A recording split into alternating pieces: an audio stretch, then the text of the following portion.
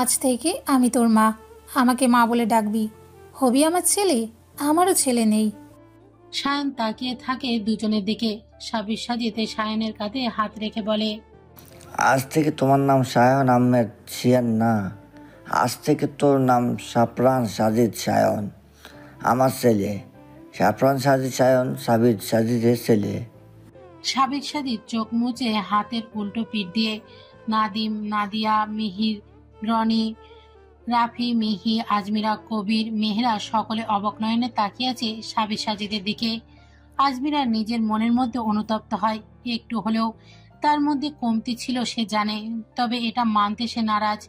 জাকিয়া সাবির সাজিদের কাঁধে হাত রাখে, অপর কাঁধে হাত রাখে নাদিম, আর নাদিয়া বাবার বুকে আশ্রে পড়ে। কাঁদতে থাকে জাকিয়া। সাবিদ, নাদিম, নাদিয়া কাঁদতে থাকে। তার বাবা মা কতটা কষ্ট সহ্য করেছে তা ভাবতেই আজমিরার প্রতি ঘৃণা আসে। রনি, রাফি, মিহি, মিহির ওরাও মলিন মুখে তাকিয়ে আছে। তাদের জীবনটাও এমন কাটায় ভরপুর। কি আফসোস তাদের চারজনের। কাইফা, সাইফার জীবনটাও সাধারণ মানুষের মতো হলে কি হতো? সাবির সাজিদ নাদিমের দিকে তাকিয়ে বলে, একটা ছেলে নিজের চোখের সামনে নিজের বাবাকে মাকে পুত্রে মরতে দেখেছে, কেমন লাগলো ভেবে দেখেছো? কেমন করে জীবন যাপন করেছে? কেউ জবাব দিতে পারে না। আসলে কি জবাব দিবে? তাদের কাছে কোনো উত্তর নেই। মিহির বেশ আগ্রহ নিয়ে প্রশ্ন করে, পরে কি হলো চাচা? কিভাবে রাশিয়ার গ্যাংস্টারে পরিণত হলো? মেয়েরা ঢোক গেলে তার কাজ তাড়াতাড়ি শেষ করতে হবে। যদি এই সাপরানে শিয়ান হয় তাহলে তার লাশ তো কেউ খুঁজেও পাবে না। মেয়েরা ভয়ে আটকে জমে যায়। সাবির সাজিদ দম নিয়ে বলতে শুরু করে, সায়ন থেকে সাপ্রাণে পরিণত হলেও ভিতরে ভিতরে ছিল প্রতিশোধ নেওয়ার জন্য উন্মাদ পাগল। এই প্রতিশোধের নেশায় সাপ্রাণ থেকে ধীরে ধীরে হয়ে ওঠে শিয়ান। যখন সাপ্রাণের বয়স 19 তখন রাজনীতিতে যোগ দেয় সাপ্রাণ। আমরা জানলেও তেমন প্রতিবাদ করিনি, কারণ আমরা দুজনেই সাপ্রাণকে ভালোবাসতাম। ফরজ ছেলে মনে করতাম না, নিজের ছেলে মনে করে আগলে রাখতাম। বছর 2 পরে জন্ম হয় নাদিমের। সাপ্রাণের বয়স তখন 21। লেখাপড়ার জন্য আমেরিকায় যায়, তবে সাপ্রাণ আমেরিকা না গিয়ে রাশিয়া যায়, যা আমরা জানতাম না। সেখানে লেখাপড়া করত আর ধীরে ধীরে শুরু হয় গ্যাংস্টার শিয়ানের পরিবর্তন হওয়া। গ্যাংস্টার শিয়ান নামে কোনো মাফিয়া রাশিয়ায় ছিল না। সাপরান রাশিয়ায় গিয়ে লেখাপড়া শুরু করে। তার মূল লক্ষ্য ছিল প্রতিশোধ, আর তার জন্য মাফিয়ার বস হতে হবে। কারণ সে জানতে পেরেছে যারা তার পরিবারকে মেরেছে তারা রাশিয়ার বড় মাপের মাফিয়া। তাদের সাথে এই নেতা সাপরান টক্কর দিতে পারবে না। তার জন্য মাফিয়া বস হতে হবে। প্রথমে শুরু হয় ছোট ছোট স্মাগলিং দিয়ে। স্মাগলার, ড্রাগস সাপ্লাই করে দেওয়া, অস্ত্র কেনা বেচা, এইসব নিয়ে ধীরে ধীরে বড় বড় মাফিয়াদের সাথে পরিচয় হতে থাকে। বাংলাদেশের সাধারণ ছেলের পক্ষে কোনো রকমের সম্ভব না রাশিয়ার বড় মাপের মাফিয়া হওয়া। তার জন্য প্রতি পদক্ষেপ গ্রহণ করতে থাকে সাপরান। ধীরে ধীরে খুন খারাপি থেকে যুক্ত হতে থাকে ছোটখাটো মাফিয়া। সেখান থেকে ব্যবসা শুরু করে কালো ব্যবসা, ড্রাগস, স্মাগলার, নানান রকমের কালো ব্যবসায় জড়িয়ে পড়তে থাকে। ধীরে ধীরে নাম বাড়তে থাকে, হয়ে যায় গ্যাংস্টার শিয়ান। তবে তাকে হাতে গোনা কয়েকজন দেখতে পেয়েছে। সবসময় মুখ ঢেকে রাখত। জনসম্মুখে গেলে তার নামে রাশিয়া কাঁপে। তার মুখ সবাই চেনে না, যার ফলে তার পরিবারের খুনিকে ধরতে অসুবিধা হয়নি। মাফিয়ার ডন অ্যালেক্স রাশিয়ার মাফিয়া। অ্যালেক্স কালো জগতে ছিল, সেখানে ছোট ছোট বাচ্চাদেরকে কেনাবেচা করা হতো। সেই সম্পর্ক জেনে যায় সাহেল মিয়া, স্কুলের প্রধান শিক্ষক, ও এর সাথে জড়িত ছিল। সাহেল যখন সব জানতে পারে তখনই রিপোর্ট করে থানায়, কিন্তু দুর্ভাগ্যবশত সেই পুলিশ অফিসারও এলেক্সের হয়ে কাজ করে। সবকিছু এলেক্সের কানে দিয়ে দেয়। তখনও অবধি এলেক্স এর ব্যবসায়ী জগতে ছিল নতুন, ফলে এই সব জানাজানি হলে তার ক্ষতি হতো। সেই রাতেই মেরে দেয় সাহেল আর তার বউকে। সায়ানকে মারার কথা বলেছিল, তবে এলেক্স না করে, কারণ তারও ছেলে আছে। মায়া দেখিয়ে ছেড়ে দিয়েছিল সায়ানকে। কে জানতো সেই বাংলাদেশের সাধারণ ঘরের ছেলে বড় গ্যাংস্টার হবে, তার জীবনে মৃত্যুদূত হবে। জানলে বোধহয় মায়া দেখাতো না অ্যালেক্স। সাপরান, অ্যালেক্সের তার সাথে জড়িত থাকা বাকি 4 জন যারা অ্যালেক্সের হয়ে কাজ করত, তাদেরকে মেরে দেয় সাপরান। গ্যাংস্টার শিয়ান আর তার বিয়ে বেবো যায় বাংলাদেশে, পরিচয় হয় সূর্য সেন অরূপই। সেখান থেকে রাশিয়া কাঁপাতে থাকে। সাধারণ মানুষ থেকে খারাপ মানুষ, দুই রূপ নিয়ে সাফরান নিজের জীবন চালাতে থাকে। রাশিয়ায় শিয়ান আর বাংলাদেশে সাফরান ডাক্তারের ডিগ্রি অর্জন করে। সে সাফরানের প্রতিশোধের নেশা। সাবির সাজিদ জানতে পারে সবকিছু। যখন সাফরান বাংলাদেশে ফিরে আসে তখন থেকেই সাফরান সবকিছু ছেড়ে দেয় কাইফার জন্য। হয়ে যায় ডাক্তার, সাথে থাকে সিক্রেট অফিসার। এটা তার রাশিয়ায় থাকতে বিশেষ নাগরিকত্বের জন্য অফার পেয়েছিল, গ্রহণ করে নেয়। হতে থাকে তিনটে রূপ: গ্যাংস্টার শিয়ান, ডক্টর সাফরান সাজিদ সায়ান এবং সিক্রেট অফিসার সাফরান সাজিদ সায়ান। তিনটে পরিচয় নিয়ে জীবন চালাতে থাকে। তার মধ্যে গ্যাংস্টার শিয়ান পরিচয় ডুবে মারা যায়। গ্যাংস্টার নরখাদক, হিংস্র, বনপ্রাণীদের মতো। বাঘের মতো এক থাবা দিলে সবকিছু ধ্বংস হয়ে যায়। শকুনের মতো তীক্ষ্ণ নজর, ভয়ঙ্কর তার হত্যা করার দৃশ্য। যে দেখবে সেই বলবে রক্ত পিপাসু এটা। মানুষের রক্ত দিয়ে নিজের রক্তের পিপাসা মেটায়। প্রকৃতি আজকে প্রখর রোদে চারিদিকে উত্তাপ দিচ্ছে। রাস্তার দুপাশে সারি সারি গাছের ডালপালা বাতাসে নড়ছে। সাফরান তার মধ্যে সরু আঁকাবাঁকা রাস্তা দিয়ে হাঁটছে। সামনে ছিল দিনাজপুরে প্রাইমারি স্কুল। সেখান থেকে ঘন্টা বাজার শব্দ, তার মানে এখন ছুটি স্কুল। হাত ঘড়িতে সময় দেখে নিল সাফরান। দুপুর 4টা বাজে। মনে পড়ে গেল বিষাক্ত অতীত। বাবার সাথে হাতে হাত ধরে কাঁধে ব্যাগ নিয়ে এই সরু রাস্তা দিয়ে ছুটে ছুটে বাসায় যেত। আর তার বাবা মৃদুস্বরে ধমকে বলতো, শাওন আব্বা পরে যাবে তো, এমন করে কেউ ছুটে? সাফরান খিলখিল করে হেসে বলতো, না আব্বু, তুমি বড় হয়েছ, আমি ইয়াং, তাই পড়বো না। তুমি ধীরে ধীরে আসো, পড়ে গেলে মা বকা দিবে। খিলখিল করে হেসে উঠত। বয়স তখন কত ছিল? এই তো 6 কি 7। কত ছোট ছিল। আর এখন তার বয়স 19। সেই বাবা আর নেই, যেই বাবার হাত ধরে বাসায় যেত। পড়ার সময় বাবা এসে সিদ্ধ ডিম হাতে দিয়ে বলতো, শাওন আব্বা আগে খেয়ে নাও, পরে পড়ো, না হলে পড়া মাথায় ঢুকবে না। সাফরান মাথা নাড়িয়ে খেয়ে নিত। তার বাবা ছিল তার সুপারম্যান, তার সকল সমস্যার সমাধান। তার বাবা ছিল তার বটবৃক্ষের ছায়া। মায়ের গর্ভধারণ করা শিশু হলেও বাবাকে জন্মের পর থেকেই বেশি ভালোবাসত সাফরান।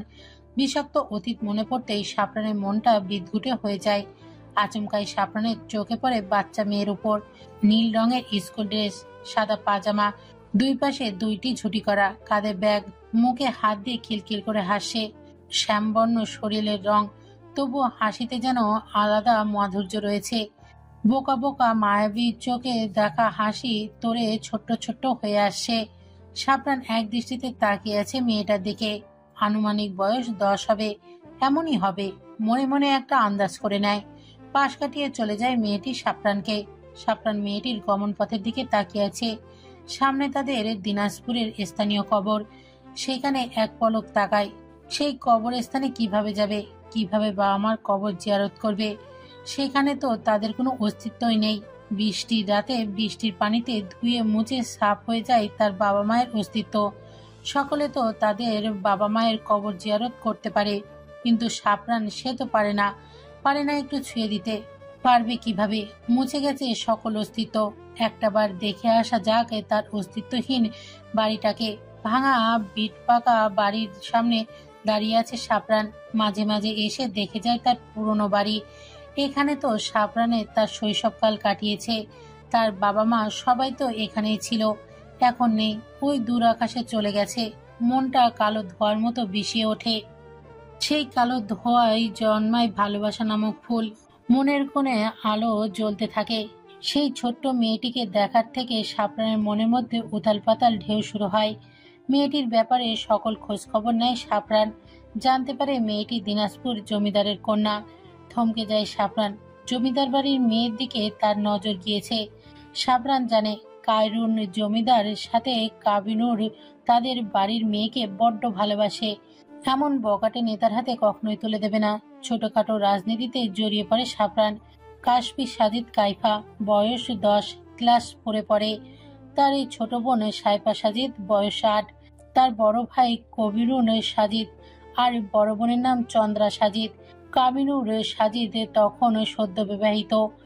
দূর হতে লক্ষ্য করতে থাকে 10 বছরের কাইফাকে। মনে প্রাণে জায়গা দখল করে নেয় কাইফা। সেই থেকে শুরু হয় আবারও ভালোবাসার জাগরণ। তবে ভেতরে ভেতরে ছিল নিজের কাছে নিজেই প্রতিজ্ঞাবদ্ধ। বছর ঘুরিয়ে যেতে থাকে। সাফরানের বয়স তখন 20, আর তার এই ছোট্ট আসক্তির ভালোবাসার বয়স 11। কেটে যায় বছর এক। এই 1 বছরে সাফরান কাইফাকে দূর হতে বহুবার দেখেছে, তবে সামনে যায়নি, আগলে রেখেছে। তবে এইটুকু বোঝা গেছে মেয়েটি বড্ড চঞ্চল।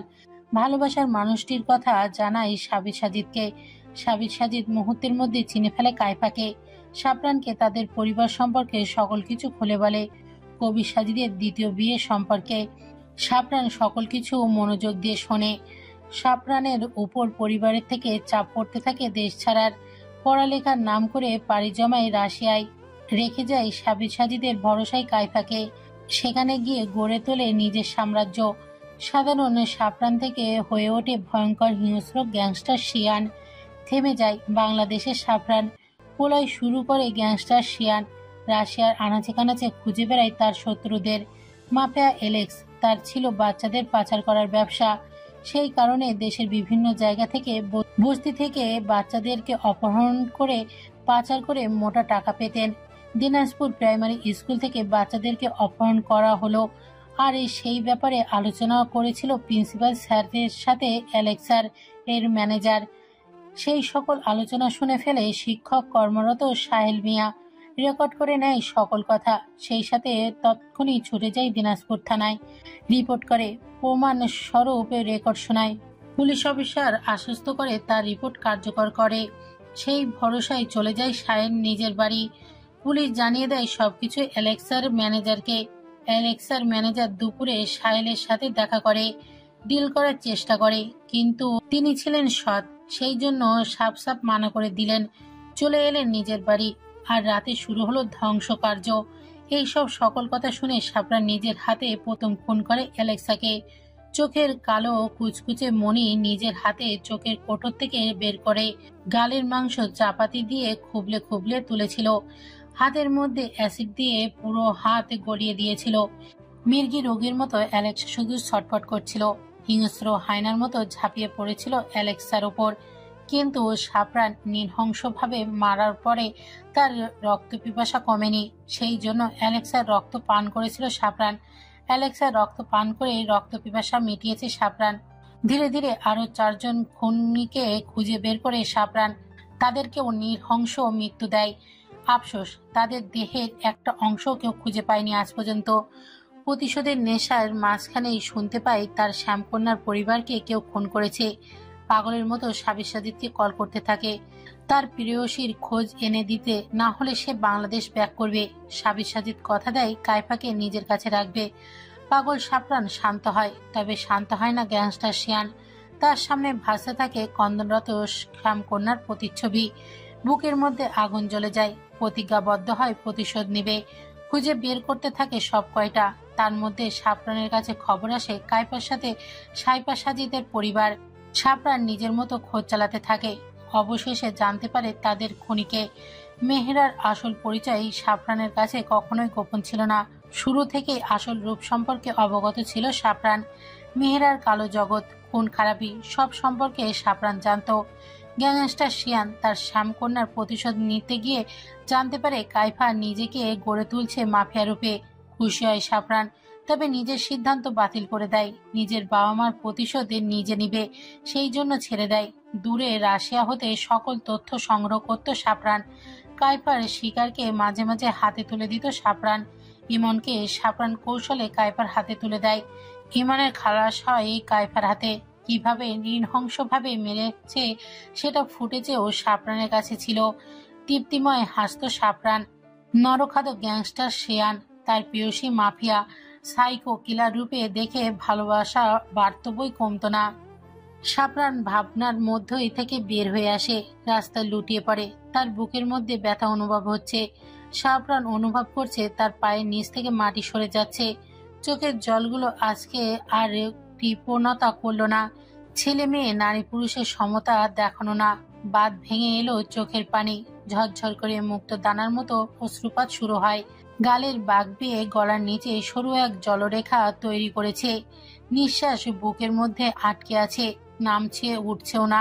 কেমন অনুভব হচ্ছে, টান টান হয়ে শ্বাস নিতে চাই, কিন্তু পড়ছে না। বুকে জমাট বেঁধে আছে যে।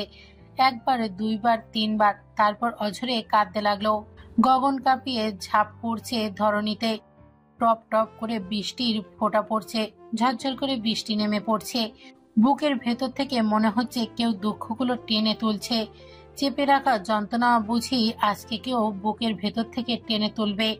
বুকে তীব্র ব্যথা অনুভব হচ্ছে, মনে হচ্ছে কেউ বুক ছিঁড়ে নিচ্ছে। এক প্রকার রাস্তায় লুটিয়ে পড়ে সাফরান, চিৎকার করতে থাকে, হাউমাউ শব্দ করে কাঁদতে থাকে। পাগলের মতো, উন্মাদের মতো বুকে হাত দিয়ে রাস্তায় লুটিয়ে কাঁদতে থাকে। সাফরানের বুকের ভেতর কার যন্ত্রণার মতো ধরণীতেও বৃষ্টির তোলপাড় শুরু হয়। আশেপাশে গাছপালা ভেঙে পড়েছে রাস্তায়। সাফরান বুকে হাত দিয়ে চিৎকার করে কাঁদতে থাকে। গলা দিয়ে চিৎকারের জন্য কথা আসছে না। বুকের অসংখ্য স্বপ্ন নামের কল্পনা ভেঙে যাচ্ছে। তার ভালোবাসা, তার 12 বছরের ভালোবাসা পিষে যাচ্ছে। তার সাধনা, তার স্বপ্ন, তার কল্পনা ঝরে যাচ্ছে। সাফরান মরে যাচ্ছে, তা কেউ দেখতে পাচ্ছে না কেন? মুখ দিয়ে শুধু একটা কথাই বিড়বিড় করে বেরোচ্ছে, কেন রে পাখি, আমার হলি না? আমার হলে কি এমন হতো? কষ্টে রাখতাম না, এই যে এখানে রাখতাম। লাস্টের কথাটা বুকের মধ্যে খানি ইশারা করে বলে, আবারও কান্নায় ভেঙে পড়ে। পুরুষ মানুষ নাকি কাঁদতে জানে না? তাহলে কেউ সাফরানকে দেখুক। পুরুষ মানুষ কাঁদতে জানে। জীবনে 2বার সাফরান কেঁদেছে, একবার বাবা মার মৃত্যুতে, 2বার আজকে। সাফরান কি ভালোবাসার যোগ্য না? ইচ্ছে থাকলে উপায় হয়, লেখাটা কেউ মুছে ফেলুক। এই লেখাটা মিথ্যে। কই, সাফরান তো ইচ্ছা করেছিল তার বাবা মার সাথে বাঁচার, উপায় হয়নি। আবারও ভাঙা মন নিয়ে ইচ্ছে করেছিল তার শ্যামাকন্যার সাথে সংসার করবে, কই তা তো হলো না। তাহলে এই লেখাটা রেখে কি লাভ? যেখানে মিথ্যের আশ্রয়। সাফরান রাস্তায় টান টান হয়ে শুয়ে পড়ে। আশেপাশে ঝড়ের তাণ্ডব হচ্ছে, মনে হচ্ছে সাফরানের ভেতরটা কষ্টগুলো তারা জেনে গেছে। সেই জন্যে ধরনীয় তার কষ্টে কাঁদছে। কাঁদুক আজকে, সকলেই কাঁদুক সাফরানের জন্য। হ্যাঁ, পুরুষ মানুষ আর কত লুকিয়ে রাখবে নিজের ক্ষত বিক্ষত মন? আজকে না হয় একটু কাঁদুক সাফরান। সাফরান ভাবতে থাকে 4 মাস আগের কথা, যেদিন কাইফা আর রাফির নামে বদনাম মিথ্যে অপবাদ তুলেছিল সাফরান। ডুব দেয় সেদিনের ঘটনায়। সাফরানের ফোনে ভিডিও আসে একটি, যা দেখার পর সাফরান নিয়ন্ত্রণ হারায়। তারপর কিছু একটা ভেবে বাঁকা হাসে সাফরান, পাঠিয়ে দেয় কাইফার ফোনে। সিন হয় সাথে সাথে। কাইফা কল করে সাফরানকে সোজা প্রশ্ন করে, আপনি কি আমায় অবিশ্বাস করছেন? পাগল নাকি? আমি জানি তুমি এমন নয়। শুধু শুধু চাপ নিও না, এসব ফাও। এখন কি করব এই বলে দাও। শুনুন, আপনি এখন ওই মেয়েরাকে বিশ্বাস করাবেন যে আপনি এই ছবিগুলো বিশ্বাস করছেন আর আমায় অবিশ্বাস। আপনার আর আমার মধ্যে দূরত্ব হয়েছে ছবিগুলোর জন্য। ভালো করে অ্যাক্টিং করবেন, কেমন? সাফরানের সরল সোজা জবাব, আমি পারবো না, বাদ দাও। আমার মতো খেলতে দাও আমাকে। আপনি কেন খেলবেন? পুলিশ গ্যাংস্টার হয়েও যেই নাটক করেন আমি বুঝতে পারিনি, আবার বলছেন পারবেন না। ভ্যাবলাচরণ যদি নাটক না করেন তাহলে আমার একদিন কি আপনার একদিন শুট করে দেবো একদম। বাধ্য হয়ে সাফরান রাজি হয়। গাড়ি চালানোর সময় আমি কল করে কাইফাকে জানিয়ে দেয় মেহেরা এসবের পেছনে আছে। এইটা ফার্ম হাউস থেকে বের হওয়ার পর মুন্না মুখ খুলেছে। তারপর রাফি সাফরানকে বলে দেয় সকল প্ল্যান। আর সাফরান ও নাদিমকে কল করে সাথে সাথে বাসায় গিয়ে পার্সেলটা রিসিভ করে আর নাটক শুরু করে। কাইফা যখন বাড়ি থেকে বের হয়ে যাবে তখন সাফরান নিজের রুমে যায় আর সেখানে গিয়ে দেখতে পায় কাইফার ব্রেন ক্যান্সারের রিপোর্ট। সাফরানের পায়ের তলা থেকে মাটি সরে যায় আর সাথে সাথে পেছনের দরজা দিয়ে বেরিয়ে যায়। গেটের সামনেই কাইফা ছিল। হঠাৎ করেই সাফরান সামনে এসে দাঁড়ানোতে ভড়কে যায় কাইফা। সাফরানকে কেমন বিধ্বস্ত লাগছে, চোখ লাল, চুল উস্কো খুস্কো। সাফরানের হাতে রিপোর্টটা কাইফার হাতে ধরিয়ে দেয়। নাদিম হাসপাতাল থেকে রিপোর্টটা এনে সাফরানের রুমে রেখে এসেছিল আর এটা সাফরানের হাতে পড়ে যায়। সাফরান ভাঙা গলা নিয়ে জিজ্ঞেস করে, আমাকে বলনি কেন? আমি কি তোমার পর? কঠোর মনের অধিকারী কাইফা জিদ্দি গলায় বলে, আপনার কোন বাজে আপনাকে বলতে হবে? সরেন তো, আবালের মতো সামনে দাঁড়ায় আছেন, জায়গা দেন। সাফরানের চোয়াল শক্ত হয়ে যায়। শক্ত করে চিবুক চেপে ধরে কাইফার, কণ্ঠনালী চেপে ধরে আর চিবিয়ে চিবিয়ে বলে, আমাকে ভালো মানুষ মনে করবে না একদম। এই গাধি, তোর কে হলে আমার কি হবে? আয় এখনই ডাক্তার কাছে আয়। কাইফা কম কিসের, সেও সাপরানের পায়ে ল্যাং মেরে ফেলে দিতে নেয়। সাপরান নিজেকে সামলে নেয়, আবারও ভাঙা গলায় বলে, দেখ জান, তোর অবস্থা ভালো না, তুই আমার সাথে আয়, আমি দেখবো বাকিটা। জান আয়, দেখ আমি মরে যাচ্ছি, জান আয় জান প্লিজ, তোর পায়ে পড়ে। কাইফা নাজির, সে যাবে না, উল্টো হাসতে হাসতে কঠোর মন নিয়ে বলে, আরে দূর সর, আমি এইসব কুচু চিকিৎসা করবো না। তাতে তুই মর, যা মন চায় তাই কর, জায়গা দিয়ে আমার যাওয়া, আমি যাই। সাপরান সে কাইফার বাউ চেপে ধরে বলে, না, তুই যাবি না, আমি তোকে নিজের কাছে রেখে চিকিৎসা করব। তুই যাবি না কাইফা, তোর কিছু হলে আমি মরে যাব, ছেড়ে যাস না জান, দোহাই লাগে। কাইফা নিজের সিদ্ধান্তে অটল। ধস্তাধস্তি হতে থাকে দুজনের মধ্যে। কাইফা মাথা ঘুরে পড়ে যেতে নিলে সাফরান দুই হাতে কাইফাকে আঁকড়ে ধরে। কাইফা নিজেকে দাঁড় করায়। সাফরান আবারও বলতে থাকে, আয় না জান প্লিজ, তোর পায়ে ধরে দোহাই লাগে, আমাকে ছেড়ে যাস না, আমি ভালোবাসি তোকে, তোকে ছাড়া বাঁচবো না জান, প্লিজ আমাকে মারিস না। দূর ছাড় আমায়, আমি তোকে চাই না, আমার যা ভালো লাগে করব, তুই আমাকে বলার কি? জায়গা দিয়ে আর দূরে যা। কাইফা চুপচাপ দাঁড়িয়ে আছে। তা দেখে সাফরান কাইফার পায়ে পড়ে যায়, দুই হাতে আঁকড়ে ধরে কাইফার পা। ভিক্ষা চাইতে থাকে কাইফার পা ধরে, কাঁদতে কাঁদতে বলে, জান ও পাখি, আমার শ্যামলতা, আমার শ্যামকন্যা, আমাকে এইভাবে দূরে ঠেলে দিও না, আমি বাঁচবো না জান, আমি মরে যাব, আমাকে নিজের হাতে মেরো না জান, আমাকে নিজের করে নাও জান, আমি আমি তোমার কাছে ভিক্ষা চাইছি কাইফা, তোমাকে আমরা দিয়ে দাও প্লিজ, এই অভাগাকে ফিরিয়ে দিও না, আমাকে মেনে নাও, কথা দিচ্ছি, আমি আমি তোমাকে ভালোবাসি জান, আমাকে নিজের হাতে দাফন করো না জান রে, জান ও জান, আমাকে মেরে ফেলিস না, আমাকে নিজের হাতে দাফন করিস না। থেমে আবারও বলে, আচ্ছা যাও, শুধু চিকিৎসা করবো আমি, থাকতে হবে না আমার কাছে, তবে এসো প্লিজ। কাইফার সরল সোজা জবাব দেয়, তাহলে তুই আমাকে ভুলে যা, আমি থাকবো না তোর কাছে, আমি আমার মতো চিকিৎসা করব, তুই থাকলে আমি চিকিৎসা করব না। সাফরান না বলে ওঠে। তা দেখে কাইফা বাঁকা হেসে বলে, তাহলে আমিও চিকিৎসা করব না, ডিল ডান। সাফরান মলিন হাসলো। হাসিটা দেখলো কাইফা। সাফরান চাই তার ভালোবাসা বেঁচে থাকুক, তার না থাকুক, ভালো থাকুক। তার জন্য সাফরান মরতে পারবে না?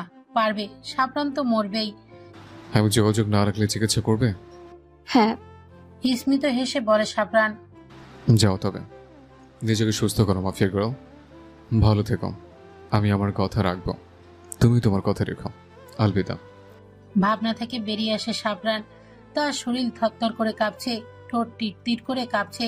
বিড়বিড় করে শুধু একটা কথাই বলে, কথা রাখলে না পাখি, আমি মরে যাব আমি। পাপ, সেও পাপী, তার ভালোবাসা। তাই তো কারোর ভালোবাসার যোগ্য না সাফরান। ছোট থেকে শুধু হারিয়ে এসেছে। পাওয়া না পাওয়ার কঠোর, পাওয়ার জায়গায় শূন্য, না পাওয়ার জায়গায় পূর্ণ। তার ভালোবাসা তো পাপ, সে তো পাপী। তার ভালোবাসা কোথায়? সে তো ভালোবাসা নামের অভিশাপ কিনল। খারাপ পথ থেকে ভালো হয়ে আসলো সাফরান কাইফার জন্য। এই ভালো তো অভিশাপ। মানুষ থেকে অমানুষ, আবারও অমানুষ থেকে মানুষ। পেয়ে হারানোর বেদনা ভয়ঙ্কর। বিড়বিড় করে সাফরান বলে ওঠে, তুমি আমার হলে তারপরও আমি শূন্য। তুমি নিজ শূন্যের কোঠায় দাঁড়িয়ে আমাকে কেন শূন্য রাখলে? দুই শূন্যতে মিলে কি পূর্ণতা হতে পারতো না? কাইফা তার বউ হলো, সংসার করলো অল্প দিনের, ভালোবাসলো বিস্তর দিন। তবে শূন্যতা কেন? পূর্ণতা কোথায়? পেয়ে হারানোর বেদনা এত ভয়ঙ্কর কেন? তার ভালোবাসা কোথায়? সে তো ভালোবাসা নামে অভিশাপ কিনল। আনমনেই গান গেয়ে ওঠে সাফরান। কাইফার জীবন থমকে গেছে, তার নিঃশ্বাস নিতে কষ্ট হচ্ছে। সে জেনে গেছে সাফরানের অতীত। এক পলকের মধ্যে নিজের করা কঠোরতার জন্য ভাবাবেগ হচ্ছে। সে ভুল করে ফেলেছে, ওই মানুষটাকে কষ্ট দিয়ে ভুল করে ফেলেছে। হ্যাঁ, সকালে জ্ঞান ফেরার পর ফাহাদ রহমানের জুইয়ের পাঠানো রেকর্ডটা কাইফার হাতে দেয়, যেটা গতকাল রাতে জুই কৌশলে মোবাইলে রেকর্ড অন করে ফেলে। আর সাবিসাদিতে সকল কথা রেকর্ড হয়, আর এটা ফাহাদকে পাঠিয়ে দেয়। কাইফা মনোযোগ দিয়ে শুনছে, অনুভব করেছে সে কত বড় ভুল করে ফেলেছে। অনুতপ্ত হয় কাইফা। তবে কি হবে এর পরিণতি? সাফরান এত কষ্ট নিজের মধ্যে লুকিয়ে রাখলো, আর কাইফা জানলই না তার শ্যামপুরুষ ধুকে ধুকে মরছে। আর সেটা আবারও দহনশীল করে দিয়ে আসে কাইফা। সেদিনের মাধ্যমে যেদিন রাস্তায় ছুঁড়ে ফেলেছিল সাফরানের অনুভূতিগুলো, পায়ে পিষে মেরে ফেলেছে সে অনুভূতিগুলো। তবে কি সাপরান সেদিনই মরে গিয়েছে? হ্যাঁ, মরে গিয়েছে সাপরান সেদিনই, যেদিন কাইফা তার অনুভূতিকে কাদা মাটির মতো ছুঁড়ে ফেলেছিল সাজিদ বাড়ির সামনে। তাই তো সবকিছু ছেড়ে দিয়ে ঘরবন্দি হয়ে থাকতো আর নিজের জীবনের হিসাব মেলাতো। না থাকলো বাবা মা, আর না থাকলো সংসার। এত ছন্ন ছাড়া বুঝি কেউ হয়? কাইফা অনুভব করছে তার স্বামীর কষ্ট। সেই স্বামী তাকে ভালোবাসতো, আর সে করোনা ভেবে পায়ে নিংড়ে মেরে ফেলেছে। কাইফা তো মনের কথা তার পরিবারের সাথে, তার মায়ের সাথে, তার বোনের সাথে, ভাইয়ের সাথে, দাদুর সাথে, সকলের সাথে কথা বলে। অভিযোগ করে কমানোর সুযোগ আছে, কিন্তু কিন্তু সেই সুযোগ তো সাপরানের জন্য নেই। তার বাবা মার অস্তিত্ব তো বৃষ্টির সাথে মিশে গেছে। একদলা অনুভূতি, ভালোবাসা, অভিযোগ, অভিমান করার মতো কিচ্ছু নেই যার সাথে কথা বলে জীবনের কষ্ট কমাতে পারে। সেই সুযোগ নেই সাপরানের। তবে কি কাইফার চেয়ে বড় অভাগা সাপরান? তবে কি সেদিন সাপরানের এই জন্যই বলেছিল, আমার মতো অভাগাকে ফিরিয়ে দিও না জান প্লিজ? নিষ্ঠুর কাইফা বুঝতে পারেনি এতটা অতরে গভীরে লুকিয়ে আছে চাপা কষ্ট, ব্যথা, যন্ত্রণা। নিজের মনে সকল অভিজ্ঞতা নিজের পরিবারের সাথে বলে কাইফা 10 বছর ঠিক থাকতে পারেনি। আর সেই জায়গায় সাপরান তো অভিযোগ করার মতো কোনো অস্তিত্বই ছিল না। অথচ কত নিখুঁত অভিনয় করত, যেই অভিনয় স্বয়ং কাইফাও ধরতে পারল না। কাইফা আজ ব্যর্থ, ব্যর্থ স্ত্রী। কাইফার চোখে জল চিকচিক করছে। হঠাৎ করেই রুম কাঁপিয়ে ফোনে রিংটন বাজলো। ডনি কল করেছে। বিরক্ত হলো না, বরং আগ্রহ নিয়ে ফোন তুলল। মনের মধ্যে দিম দিম শব্দ হচ্ছে। ওপাশ থেকে ডনি বলে ওঠে, ম্যাম, আমি খোঁজ নিয়েছি। গ্যাংস্টার শিয়ান মানে স্যারের সাথে রাশিয়ার মাফিয়া উসান হায়দারের সাথে স্যারের ঝামেলা চলছিল। রাশিয়া থাকাকালীন উসান হায়দারের কোটি কোটি টাকা লস যায় স্যারের জন্য। তবে সেদিন কিছু করতে পারেনি উসান, কারণ স্যার ছিল সেখানকার রাজা। তবে বাংলাদেশে আসার পর সব কিছু ত্যাগ করে পরে উসান স্যারের পিছনে লেগে পড়ে। সেখান থেকে স্যারের পরিবার আর স্যারের দুর্বলতা আপনাকে টার্গেট করে সেটা জানতে পারে। সেজন্য আপনার সাথে ওই দিন, যেদিন রাফি স্যারও ভিডিও পাঠিয়েছিল, ওই দিনের খারাপ ব্যবহার করার পিছনে কারণ ছিল উসান হায়দার। উসান হায়দারের লাগানো স্পাই সেদিন উপস্থাপন ছিল আপনার যাতে বিপদ না হয়, সেজন্য রুট ব্যবহার করেছিল। কাইফা সারা শব্দ না পেয়ে ডনি আবারও বলে, ম্যাম শুনতে পাচ্ছেন? মলিন গলায় কাইফা বলে ওঠে। বলো তারপর। ডনি দীর্ঘশ্বাস ফেলে বলতে শুরু করে, ওনার পাশে ওই স্পাই লাগানো ছিল বিধায় আপনার সাথে খারাপ ব্যবহার করতো, যাতে আপনার উপরে কোনো আঁচ না আসে, আপনি নিজের প্রতিশোধ নিতে পারেন আর উনি আপনাকে প্রোটেক্ট করতে পারে। আরও একটা গোপন খবর জানা গেছে, ইমনকে রাশিয়া থেকে স্যারই কৌশল করে আপনার হাতে মানে বাংলাদেশে ব্যাক করিয়েছে। থেমে, উসিন হায়দার মাফিয়া উসান হায়দারের ভাই। উসিনকে স্যার কৌশলের হাতে বন্দি করার জন্য আপনার ব্যাপারে খোঁজ চালাতে বলেছিল, যাতে করে উসিন আপনার আর সাজিদ পরিবারের উপর সন্দেহ না করে। এতে করে উসিন আপনাকে ওর দুর্বলতা কখনো ভাববে না, হন্য হয়ে অন্য কিছু টার্গেট করতে থাকে। তবে একদিন আপনাকে দেখে নাকি উসিন বাজে নজর দিয়েছিল, সেই জন্য উসিনকে নৃশংসভাবে হত্যা করেছিল নাদিম ভাইয়ের বিয়ের সময়। সত্যি কথা বলতে ম্যাম, আমার আর কিছু বলার নেই। স্যারকে যতটা খারাপ ভাবতাম ততটাও খারাপ না। আপনাকে অনেক ভালোবাসি স্যার। এখন কি করব ম্যাম? কিছু করতে হবে না, কল রাখো। বহু কষ্টে এইটুকু বাক্য আওড়ায় কাইফা। তার বুকের বাপাশে ব্যথা করছে, শ্বাস ওঠানামা করছে, সমস্যা হচ্ছে। এমন করেও কেউ ভালোবাসতে পারে? আজকে জানলো কাইফা। আগে ভাবতো লুকিয়ে শুধু কাইফা নিজের ভালোবাসতে পারে। আজকে এক অজানা সত্যির কথা শুনে কাইফা ভেঙে পড়েছে। মানুষ পাপ ছাড়লেও পাপ মানুষকে ছাড়ে না, ঠিক তেমনি সাপরান পাপ ছাড়লেও পাপ ছাড়েনি সাপরানকে। সাপরানকে সাবির সাজিদ কাইফার কথা বলে, কাইফার সুখের কথা বলে, পাপের জগৎ থেকে সরিয়ে এনেছে, লাগিয়ে দিয়েছে সততার চাকরির সাথে সিক্রেট এজেন্ট হিসেবে। কিন্তু রাশিয়ায় থাকতে করা অপরাধের জন্য উসান হায়দার ছিল ক্ষিপ্ত। রাজা তখনই যখনই মাথায় মুকুট থাকে। ঠিক তেমনি সাপরান রাশিয়া ত্যাগ করার পর উসান লাগিয়ে দেয় স্পাই। খুঁজতে থাকে দুর্বল পয়েন্ট, খুঁজে পেয়ে যায় সাবির সাজিদের সাথে কাশফি সাজিদ কাইফা। কিন্তু সাপরান সব জেনে যায়, যার জন্য কৌশলে উসিনকে বলে নাদিম কাইফার খোঁজ নিতে। সাপরান জানতো এই খবর উসিন তার ভাই উসানের কাছে দিবে, আর সাজিদ পরিবারকে তার দুর্বল পয়েন্ট হিসেবে টার্গেট করবে না। হয়েছে কাজ। তবে মাঝখান থেকে উশিন কাইফাকে দেখে বাজে নজর দিয়ে দেয়, যার জন্য সেদিন রাতেই উশিনকে নির্হংস মৃত্যু দেয় সাফরান। এই খবর উশান হায়দার পেয়ে আরো হিংস্র হয়ে ওঠে, যার জন্য আরো দ্বিগুণ স্পাই লাগিয়ে দেয় সাফরানের পেছনে। তাতে সফল হয়। সাফরানের অতীত সম্পর্কে জেনে যায় তার 12 বছর আগলে রাখা ভালোবাসার কথা। ভয় পেয়ে যায় সাফরান, নিজের জন্য না, তার ভালোবাসার জন্য। সেই জন্য করতে থাকে মিথ্যা নাটক। সেদিন প্রথম যখন কাইফাকে মারে সাফরান, সেদিন সাফরান লক্ষ্য করেছে স্পাইগুলো। সে জানতো কাইফাকে প্রোটেক্ট করতে আঘাত আনে, তবে তার থেকে বেশি আঘাত করে নিজের শরীরে সাইকো সাফরান। হয়ে ওঠে হিংস্র শিয়ান আর রক্তপিপাসু সেই দিন তাণ্ডব চালায় সেই স্পাইগুলোর ওপর। তাতে আরো সন্দেহ বাড়ে উশান হাওলাদারের, লেলিয়ে দেয় লোক, আর সাফরান করতে থাকে খারাপ ব্যবহার। তবে সেদিন ছিল উশান হাওলাদারের শেষ দিন, যেদিন ছিল সাদির জমিদার পরিবারের মৃত্যুবার্ষিকী। সাফরান যখন সাবির সাদিদের সাথে কথা বলে, নজর বোলালো আশেপাশে, তখনই দেখতে পায় উশানের স্পাইগুলোকে কাজে লাগিয়ে জানতে পারে উশান দেশে এসেছে গতকাল রাতে। আর সেদিন সাফরান হয়ে ওঠে হিংস্র শিয়ান, রক্তপিপাসুর মতো মেরে ফেলে সকলকে। মুক্তি পায় উশান, আর থমকে যায় সাফরানের খারাপ ব্যবহার করা। মুক্ত হয় এক মিথ্যা নামক অভিনয় থেকে। সে তার ভালোবাসার জন্য সকল কিছু করতে পারে। সাইফার জ্ঞান ফিরেছে, সকলে তার সাথে কথা বলার জন্য উতাল হচ্ছে, কিন্তু নাদিম হচ্ছে না। নাদিম এক দৃষ্টিতে তাকিয়ে আছে নিচের দিকে। তার মনে ঝড় চলছে। তার বোন, তার ভাই, কি হবে তাদের পরিণাম? পূর্ণতা পাবে কি অপূর্ণতায় থাকবে তাদের ভালোবাসা?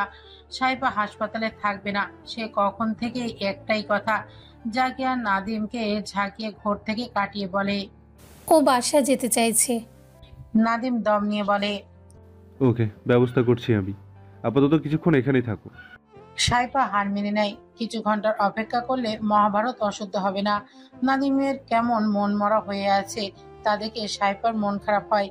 নিজেকে সামলে নেয়, অতঃপর নাদিমকে জিজ্ঞেস করে, তুমি কি খুশি হওনি? আমরা মা বাবা হয়েছি, তোমার মুখে খুশি ছিটে ফোটা নেই কেন? তেমন কিছু না, আমি খুশি হব না কেন? অযথা মাথা নষ্ট করো না সাইফা। নাদিমের কথা শুনে সাইফার রাগ লাগে। সে শুনতে পেয়েছে কাইফার শরীর ভালো না। সাইফা রেগে চিৎকার করে বলে ওঠে, কি সমস্যা? খুশি হওনি? সব ওই কাইফার জন্য, তাই না? এমনিতেই মাথা নষ্ট, তার উপর এত কথা শুনে আরো রাগ বাড়তে থাকে নাদিমের। নাদিম তেড়ে যায় সাইফার দিকে। আরে তুই কি? তোকে ভালোবাসা আমার জীবনের ভুল। তুই একটা বেঈমান। আরে তুই মানুষ। তুই জানিস কিছু ওই মেয়েটার ব্যাপারে? ওই মেয়েটা কিভাবে তোকে আগলে রেখেছে জানিস? এই বেঈমান আমার হাত নিষ্পিস করছে তোকে মারতে। পারছি না। কার জন্য জানিস? ওই মেয়েটার জন্য। কিভাবে তোর মা, ভাই, বোন, ভাবি, দাদা, ভাইয়ের মেয়েকে মেরেছে জানিস? সাইফা হতবাক চোখে তাকিয়ে আছে। কি সব বলছে নাদিম? নাদিমের রাগটা তত্তর করে বাড়ছে। শক্ত হাতে একটা থাপ্পড় মারতে হাত উঠিয়ে হাত নামিয়ে ফেলে। সাইফা নাদিমের হাত তোলা দেখে নিঃশব্দে কাঁদতে থাকে। তা দেখে নাদিম চিৎকার করে বলে, কাঁদবি না, একদম কাঁদবি না। কাঁদলে মেরে ফেলবো একদম। প্যাচ প্যাচ করে কাঁদবি না একদম। আজমিরা খ্যামখেমিয়ে বলে, নাদিম চুপ একদম। কি হইতাছে কি? মায়েরা অসুস্থ। নাদিম আরো দ্বিগুণ চিৎকার করে বলে, কিসের চুপ? এই বুড়ি, তোর সত্যি বের হয়ে যাবে তাই? তুই একটা কথাও বলবি না? কি ভাবলি কিছু জানি না? নাটক সবার সামনে করলেও আমার সামনে করবি না। সাইফা অবাক হয়ে জিজ্ঞেস করে, কিসের সত্যি? নাদিম আরো 3 গুণ চিৎকার করে বলে, তোর কাকা দাদি খুনি, বুঝলি? খুনি। আর আবার মা বাপকে দেখছিস? ওরা মির্জাফর। ওরা সব জেনেও চুপ ছিল। সকল কিছু মাথার উপর দিয়ে যাচ্ছে সাইফার। মেয়েরা আতঙ্কে আছে। তার পদক্ষেপ গ্রহণের সময় এসে গেছে। সাইফা একটা বেডে গা এলিয়ে দিয়ে বলে, স্পষ্ট করে বলো, কিসের এত রহস্য? মা, দাদা, ভাই কিভাবে খুন হয়েছে? আমি জানি না কেন কিছু। মেয়েরা কপালে থাপ্পড় মারতে থাকে। খেলা হাতের বাইরে চলে যাচ্ছে। নাদিম সব বলে দিলেও সমস্যা নেই, কারণ তার নাম কেউ জানতো না তখন।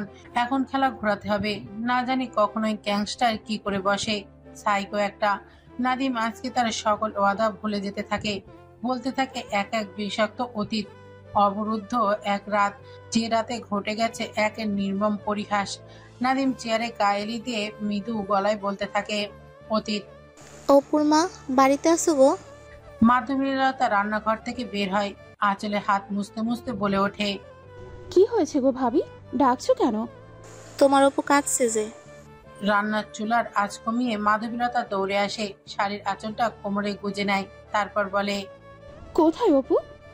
মাঠে যাও, গিয়ে দেখে আসো।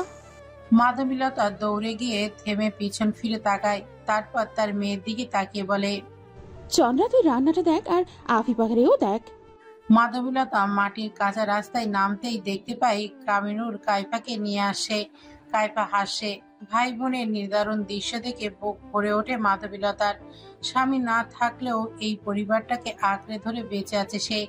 সন্তান শ্বশুরি নিয়ে সে সুখী আছে। দরকার নেই সেই ছলচাতুরি করা স্বামীর ভালোবাসা। মাধবীলতা এগিয়ে গিয়ে বলে, কি অপু তুই নাকি কাঁদছিস? কাবিরুল হেসে বলে ওঠে, আম্মা ও কাঁদছিল, আমি গিয়ে থামিয়েছি। খেলছিল, ধাক্কা দিয়ে ফেলে দিয়েছে, পরে আমি ওরে একটা থাপ্পড় দিলাম, ব্যাস হাসতে শুরু করলো। মাধবীলতা হাসতে থাকে। এটাই সব সময় হয়। মেয়েটার বয়স কত, 10 বছর? তারপরেও খেলাধুলো করতে গিয়ে ব্যথা পেলে ভাইয়ের কাছে কি নালিশ জানাবে? ভাই বলতে প্রাণ, আর সেই ভাইও অভিযোগ শুনে বিচারের ওসল করবে। কামিনুর কাইফা কোলে নিয়ে দোলনায় বসিয়ে দেয়।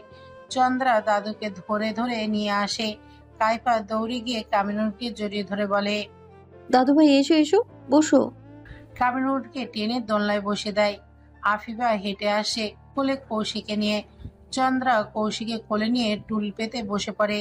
কামিনুল বাজারে চলে যায়। আফিফা মাধবীলতার সাথে রান্না করছে, সকলকে খেতে দিতে হবে তো। অপু মানা ভালো, খেয়ে নাও, ভাইয়া আসবে না এখন। আম্মু আমি নিজের হাতে খাবো না, আপাকে ডাকো, আপাকে বলো খাইয়ে দিতে। চন্দ্রা সাইফার হাত ধরে বসার রুমে বসায়। সাইফা শান্তশিষ্ট, ভদ্র, আর কাইফা হলো চঞ্চল। সারাদিন কাউকে না কাউকে জ্বালাবে। তেমনি কাইফা নিজের হাতে খেতে পারে না, কাউকে না কাউকে খাইয়ে দিতে হবে। নবাবজাদি যে, সকলের ভালোবাসার মনি। সাইফাকে টেবিলে খাবার দিলে নিজের হাতে খেয়ে নেয়। কাইফা খাবে না, এটাই শেষ। মাধবীলতা খুন্তি হাতে কাইফাকে তাড়া করতে করতে বলে, দাঁড়া তুই অপু, নিজের হাতে খাবি না তো কার হাতে খাবি? 3 বেলা ভাই বোন খাইয়ে মাথায় তুলছে, বিয়ের পরে কিভাবে খাবি? কাইফা মুখ ভেঙচি কাটে। তার মায়ের বেয়াদব কথাবার্তা শুনে তার কি লাভ? মনে মনে মাকে একটু করে বকা দেয়। তারপর আপার কাছে গিয়ে বলে, আপা খাইয়ে দাও আমায়। মা শুধু বকে আমায়, আমার বিয়ে হবে না, আমি করব না বিয়ে। আফিফা কৌশিকে ফিডার খাওয়াতে খাওয়াতে বলে, চন্দ্রা খাইয়ে দাও ওকে, না হলে তোমার ভাই এসে ঝামেলা তৈরি করবে। চন্দ্রা কাইফাকে খাওয়াতে থাকে। মাধবীলতা কবি সাজিতে প্রথম বউ, কাবিনুরের বড় ছেলের, তারপর চন্দ্রা, তারপর কাইফা আর সাইফা। দ্বিতীয় বিয়ে করেছে বিধায় বাড়ি থেকে বের করে দিয়েছে কামিনুল সাজিদ, আর তারা এখন আশ্রয় নিয়েছে ঢাকার সাবেক সাজিদের বাসায়। কবির সাজিদ তার সদ্য বিয়ে করা বউকে নিয়ে জমিদার বাড়িতে পা রাখতে না রাখতেই কায়রুল গম্ভীর গলায় বলে, আমার বাড়িতে এইসবের জায়গা হবে না। যে রাস্তা ধরে এসেছো সে রাস্তা দিয়ে চলে যাও। কবির সাজিদ আর তার বউ মিহিরা সাজিদকে অপমান করেছে দেখে আজমিরা তার স্বামীর সাথে মনোমালিন্য করে বাড়ি ছেড়ে ঢাকায় চলে যায়। কায়রুলও আজমিরাকে আটকায়নি, যেতে দিয়েছে। যেখানে বেঈমানের বসবাস সেখানে না থাকাই ভালো। তারপর থেকে কবির সাজিদকে কেউ দেখতে পারে না, কোনো ভাই বোনই দেখতে পারে না বলে সাইফা ছিল বাবা ভক্ত, কাইফা ছিল তার উল্টো। তার ভাই বোন মাকে কষ্ট দিয়েছে তার বাবা, তাই তার বাবাকে চায় না, বাবাকে ঘৃণা করে। রাতের বেলায় বাড়ি ফেরার সময় কায়রুল তার বোনের জন্য চকলেট, চিপস, আইসক্রিম নিয়ে বাসায় আসে। সকলে খুশি খুশি মুখ দেখা গেলেও সাইফার কোনো হেলদোল নেই।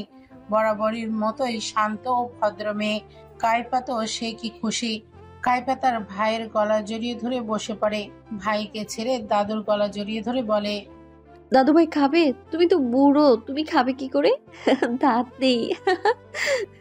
থেমে দাদু আমার না একটা কবিতা পড়ে পড়ছে, বলবো? সকলের উত্তরের অপেক্ষা না করে লাফিয়ে বলে ওঠে, দাঁত ছাড়া মাইন না, ভাত খায় তাই না। সকলে হাসতে থাকে ওর কবিতা শুনে। হাসতে হাসতে মরে যাবার অবস্থা। তা দেখে কায়রুনও হাসলো, তারপর বলল, দুষ্টু দিদিভাই আমার। এইসব ভালো না দিদিভাই, আর বলবে না, ঠিক আছে? ভদ্র মেয়ের মতো মাথা নাড়ায় কাইফা। ওকে দাদু ভাই, ডান। আবিফা কৌশিকের রুমে শুয়ে দিয়ে এসে কাইফার হাত ধরে বলে, সাইফা তো শান্ত, তুমি এত অশান্ত কেন? কামিনুরের কোলে সাইফা ঘুমিয়ে আছে। চন্দ্রা কাইফার গাল টেনে বলে, বেয়াদব হয়েছে একটা, আদরে আদরে বাদর হয়েছে। মাধবীলতা সাইফাকে কোলে নিয়ে কাইফার মাথায় টোকা দিয়ে বলে, ঘুমোতে যা। কাইফা মাথা ডলে বলে, তুমি যাও তো আম্মু, আমি আপুর সাথে ঘুমোবো। চন্দ্রা কাইফাকে নিয়ে চলে যায়। কায়রুল সকলকে বিদায় দিয়ে নিজেও ঘুমাতে চলে যায়। নাদিম দম নিয়ে চোখের পানি মুছে ফ্লোরের দিকে তাকিয়ে বলে, এইভাবেই তাদের দিন চলেছে। কাকা আর বউ মাকে নিয়ে খুশি আছে, আর ওরা ওদেরকে নিয়ে খুশি আছে। কারোর সাথে কারোর যোগাযোগ নেই। সময় সময়ের গতিতে চলতে থাকে। কাইফা বরাবরই সবার আদরের ছিল। যেমন সবাইকে ভালোবাসতো, তেমনি সবাইও ওকে ভালোবাসতো। দাদুভাইকে কাইফা সবসময় জ্বালাতন করত। দাদুভাই শুধু হাসতো। কাবির ভাইয়ের সাথে সব থেকে ভালো বন্ডিং ছিল। বাবা ছিল না, তবে ভাই ছিল বাবার মতো। কবির ভাইয়ের কাছে সব থেকে আদরের ছিল কাইফা, কারণ কাইফা ছিল শ্যামলা। সেজন্য কখনো কাকা আদর করেনি, সবসময় বকাঝকা করেছে। মাঝে মাঝেই কাকা কাকির সাথে ঝামেলা করতো, কাইফা কালো ছিল বলে। সেজন্য অনেক কিছু সহ্য করতে হয়েছে। তাই কবির ভাই সবসময় কাইফাকে ভালোবাসত। চন্দ্রা আপা ছিল ভাইয়ের সমবয়সী। আপা তখন কলেজে পড়তো। আপা ছিল ফর্সা, একদম চন্দ্রের মতো, তাই নাম রেখেছিল চন্দ্রা। আপা সবসময় কাইফা সাইফা সবাইকে ভালোবাসো। আফিফা ভাবিও কম ছিল না, সবাই সকলকে ভালোবাসতো। এত ভালোবাসার জন্য বাবা মার অভাব কখনো বুঝতো না, কারণ আফিফা ভাবির মা বাবা ছিল না। কবির ভাই পেশায় ছিল সাংবাদিক। কবির ভাই খবর পায় মেয়ে পাচার করা হয়, ড্রাগ সাপ্লাই করা হতো। এসব নিয়ে কবির ভাই আর্টিকেল লিখতো, যার কারণে ওদের ব্যবসায় লস হতে থাকে। কবির ভাইকে ওরা টাকার অফার দেয়, কিন্তু ভাই গ্রহণ করে না। কিন্তু সেটাই কাল হয়ে দাঁড়ায় সবার জন্য। সে রাত ভোলার মতো না। কৌশির জন্মদিন ছিল। কৌশির 1 বছর পূর্ণ হয়েছে, তাই সকলে মিলে বাড়িঘর সাজাচ্ছে। বেলুন দিয়ে, ঝুড়ি দিয়ে পুরো রুম সাজানো হয়েছে। তার মাঝখানে একটা টেবিল, তার মধ্যে কেক রাখা আছে। কাইফা এদিক ওইদিক দৌড়াদৌড়ি করছে। কৌশিও হালকা পাতলা কাইফার সাথে তাল মেলাচ্ছে। কাবির কায়রুল আলাপ করছে খাবার দাবার নিয়ে। চন্দ্রা হাঁক ছাড়ছে, কেক কাটবো, সবাই চলে এসো। কাইফা কৌশিকে নিয়ে দৌড়ে আসে। সাইফা চুপচাপ বসে আছে। কাবির, কায়রুল, মাধবীলতা, চন্দ্রা, আফিফা সকলে একজোট হয়ে দাঁড়িয়ে আছে। হঠাৎ করে দরজা থেকে পুরুষালী গলায় বলে ওঠে, কাবির ভাই, আমাদেরকে কেক খাওয়াবেন না? মানুষ সৎ হলে তার উপর নেমে আসে বিপদ, আর যারা অসৎ তাদের উপর নেমে আসে আজরাইল। ঠিক তেমনি জমিদার পরিবারের উপর সেই রাতে নেমে আসে অসৎ নামক আজরাইল, আর সৎ জমিদার পরিবার হয় বলি। কবিরুল থমকে দাঁড়ায়, কারণ দরজায় এনামুল হক, ইলফাস কাইজার, হান্নান হালদার, রহমত চৌধুরী, রাকিব, ইমান, ইমন, রাফিন, লাবিব, মুন্নার সাথে একজন মহিলা দাঁড়িয়ে আছে। মুহূর্তের মধ্যেই মনের মধ্যে কু ডাকতে শুরু করে, কারণ তারা ভালো লোক না। এত ছেলে দেখে মাধবী তার মেয়েদেরকে সাথে ছেলের বউকে আঁকড়ে ধরে। সকলে ভয় পাচ্ছে, কেমন বিদ্ঘুটে নজরে তাকিয়ে আছে সকলে। মাধবীর বুকে আশ্রয় নেয় সকলে। কাবিনুর এগিয়ে এসে বলে, আপনারা এখন চলে যান, কালকে কথা বলবো। বাড়িতে অনুষ্ঠান চলছে, এখানে কোনো সিন ক্রিয়েট করবেন না। প্রফেশনাল ব্যাপার, অফিসে বসে ডিসকাস করব। এনামুল হক হাসতে থাকে, দাড়িতে হাত বুলিয়ে নজর দেয় ঘরের মেয়েদের দিকে। তারপর এগিয়ে এসে বলে, তোমার মা বোন তো একদম ঝাক্কাস মাল। প্রফেশনাল বিষয় না হয় অফিসে হবে, আগে একটু টেস্ট করি। সকলে অট্টহাসিতে ফেটে পড়ে। কাবির রেগে গিয়ে এনামুল হকের কলার চেপে ধরে। সাথে সাথে ইলফাজ, হান্নান, রাফিন, লাবিব, কবিরকে চেপে ধরে। কায়রুল এগিয়ে গেলে কায়রুলকে ইমান, ইমন, রাকিব ধরে চেয়ারে বসিয়ে রশি দিয়ে বেঁধে দেয়। মহিলাটা চেয়ারের পায়ের উপর পা তুলে বসে আছে। সকল দৃশ্য সে উপভোগ করছে আর হাসছে। কায়রুল ছটপট করতে থাকে। কাবিনুর চিৎকার করতে থাকে। কাবিনুরকে চেয়ারে বসিয়ে রশি দিয়ে বেঁধে দেয়। মাধবীলতা মেয়েকে এক পাশে দাঁড় করিয়ে দিয়ে এগিয়ে আসতে নিলে কায়রুল সাবধান বাণী ছুড়ে বলে, না মাধবী, এগিয়ে আসিস না, ওরা নরপিশাচ। আমার নাতনিদেরকে বাঁচা, ওদের ছবল থেকে। শ্বশুরের বাণী কানে নেয় না। তার বাবা ছেলেকে বাঁচাতে এগিয়ে যায়। মাধবীলতা মহিলাটাই সামনে গিয়ে বলে, কি হচ্ছে কি? আপনারা কারা? বাসায় এসেছেন কেন? আর ওনাদেরকে ছাড়ুন, বয়স্ক লোক, উনি আমার ছেলেকে ছাড়ুন। মাধবীকে ঠাস করে চর বসিয়ে দেয় ইলফাজ। মাথার চুলের মুঠি ধরে বলে, একদম চুপ, বেশি বক বক করবি না একদম শালি। এনামুল মাধবীকে স্ক্যান করে ফেলে। মনে ধরেছে বেশ, যার তেজ একদম খাঁটি মাল। এনামুলের গালে স্লাইড করতে করতে বলে, এই বুড়িকে আমার লাগবে। ইলফাজ দে, আমাকে তেজ মিটিয়ে দেই, তুই একদম এফোর করে ফেলবো। ইলফাজ এনামুলের হাতে দিয়ে দেয় মাধবীলতাকে। চন্দ্রা এবার মায়ের সম্মান বাঁচাতে ভাবির হাতে বোনকে দিয়ে এগিয়ে যায়। চন্দ্রা দৌড়ে গিয়ে এনামুলের পায়ে ধরে আর বলে, প্লিজ আমাকে ছেড়ে দিন ভাইয়া, প্লিজ আমাকে ছাড়তে বলো, দাদুর কষ্ট হচ্ছে, আপনার বাবার বয়স, ওনাকে ছেড়ে দিন। হাফিফা, সাইফা, কাইফা কৌশিকে আগলে রেখেছে। কৌশিক সহ সকলে কাঁদছে। ছেলের সামনে মায়ের ইজ্জত হারাবে, এটা কোনো সন্তানই সহ্য করতে পারবে না। চেয়ারে বাঁধা অবস্থায় ছটফট করতে থাকে আর চিৎকার করে বলছে, ওদেরকে ছেড়ে দে, আমাকে মার, ওদেরকে ছাড়, আমরা চলে যাব এখান থেকে। আর্টিকেল লিখবো না ভাই, কসম আল্লাহর, ছেড়ে দে। আমার মা বোনকে ছেড়ে দে, দোহাই লাগে, আমার দাদুকে ছেড়ে দে, তোরা যা চাস তাই হবে। কায়রুল কাঁদতে থাকে আর বলে, আমার বৌমা নাতনিদেরকে ছেড়ে দেয়, আল্লাহ এত পাপ সহ্য করবে না রে বাপি। লাবিব হাসতে থাকে। এগিয়ে আসে 24 বছর বয়সী তরুণ চন্দ্রার গায়ের ওড়না টেনে ফেলে দেয়। চন্দ্রা নিজের বুকে 2 হাত আড়াআড়ি ভাবে দিয়ে দেয়। আফিফা, কাইফা, সাইফা চোখ বন্ধ করে নেয়। কাবিনুর চিৎকার করতে থাকে। কায়রুল চিৎকার করে বলে, ছেড়ে দাও আমার বৌমা নাতনিদের, ছেড়ে দাও, ওরা তো দোষ করেনি। কাবির চিৎকার করতে থাকে। কেউ এগিয়ে আসে না। আজকে নিজেকে অসহায় লাগছে, তার জন্য তার পরিবার ভাবতে পারছে না। চিৎকার করতে করতে নিজের গলাও আজকে বসে যাচ্ছে। আফিফাকে টেনে হিঁচড়ে রাকিব ধরে নিয়ে যায়, ধাক্কা মেরে ফ্লোরে ফেলে দেয়। কাবির, কায়রুল চিৎকার করতে থাকে। মাধবীর শাড়ির আঁচল ধরে টেনে খুলতে থাকে এনামুল। কাইফা, সাইফা চিৎকার করে কাঁদতে থাকে। কৌশিকী কাইফার কোলে। ছোট্ট কৌশিও মায়ের এই অবস্থা দেখে কাঁদতে থাকে। কৌশিক সহ কাইফা, সাইফা চিৎকার করতে থাকে। মহিলাটাই এগিয়ে এসে কায়রুলের গলায় ছুরি দিয়ে পোঁচ মারে। কায়রুল হেরে পড়ে চেয়ারের হাতলে। গলা দিয়ে রক্ত বের হতে থাকে। সারা শরীর রক্তে বয়ে পড়তে থাকে। ফ্লোরে রক্তে লাল হতে থাকে। কামিনুল চিৎকার করতে থাকে। তার কান্নাও 4 দেয়ালের মধ্যে আটকে পড়ে যায়। মাধবীর ওপর উঠে বসে এমানুল। কাইফা দাদুর কাছে যায় দৌড়ে। কৌশিকে দিয়ে যায় সাইফার কাছে। দাদুর গলায় হাত রাখে। হাতে রক্তে লাল হতে থাকে। চিৎকার করে কাঁদছে, অথচ সবাই হাসছে। কাইফা এবার ভাবি বোন তো মায়ের দিকে তাকায়। সবার সাথে কেমন জোর জবরদস্তি করছে। কাইফা মায়ের কাছে দৌড়ে যায়। কাইফা এনামুলকে ধাক্কা দিয়ে ঘুষি মারতে থাকে। এনামুলের বলিষ্ঠ শরীরের সাথে পেরে ওঠে না। মুন্না এগিয়ে গিয়ে কাইফাকে টেনে হিঁচড়ে ফেলে দেয় ফ্লোরে। শোনা যাচ্ছে আত্মরক্ষার জন্য চিৎকার করছে নারীজাত। করুণ দৃশ্যে উপভোগ করছে মহিলারূপী জানোয়ার। কামিরুল চিৎকার করতে থাকে। ইমান মোটা রড দিয়ে মারতে থাকে কাবিরকে। কাঁদছে নিজের মা, বোন, বউ, মেয়ের জন্য। তাদের সম্মান, জীবন সব চলে যাচ্ছে। সাইফা কৌশিকে ধরে কাঁদতে থাকে। কাইফা এবার দৌড়ে মহিলাটার হাত ধরে বলে, আপনি তো মেয়ে, আমার পরিবারকে ছেড়ে দিন প্লিজ। দেখুন আমার আপা কষ্ট পাচ্ছে, ভাবি কষ্ট পাচ্ছে, মাও পাচ্ছে, আমার ভাইকে মারছে, প্লিজ ছেড়ে দিন আমাদেরকে।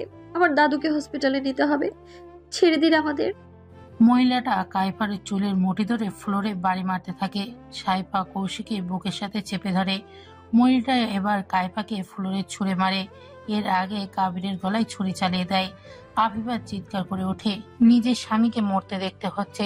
সকলের চিৎকার শুনে বাকিরা সবাই হাসতে থাকে। কাবির মৃগী রোগীর মতো ছটফট করতে থাকে। গলা বেয়ে রক্ত পড়তে থাকে। ফ্লোর আজকে সাদার বদলে লাল রং নয়, রক্ত।